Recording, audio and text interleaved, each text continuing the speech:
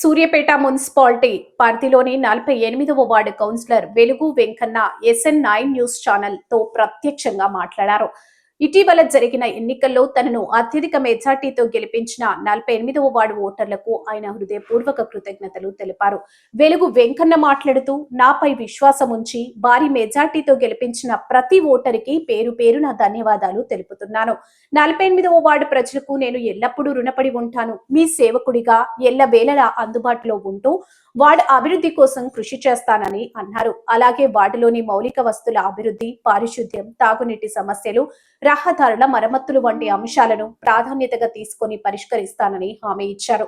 ప్రజలు ఎప్పుడైనా తమ సమస్యలను తెలియజేయవచ్చని, వాటిని త్వరితగతిన పరిష్కరించే దిశగా చర్యలు తీసుకుంటానని తెలిపారు.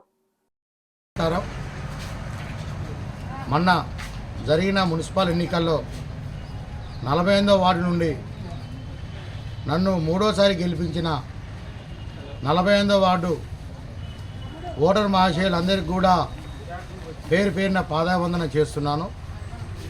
వాళ్ళు నన్ను ఏ నమ్మకంతో అయితే గెలిపించారో ఆ నమ్మకాన్ని వమ్ము చేయకుండా ప్రతినిత్యం వాళ్ళకు అందుబాటులో ఉంటూ వాళ్ళకు సేవా కార్యక్రమాలు చేస్తానని నన్ను గెలిపించిన 48వ వార్డు ఓటర్ మహాశయులందరికీ కూడా పేరు పేరున ధన్యవాదాలు తెలియజేసుకుంటున్నాను.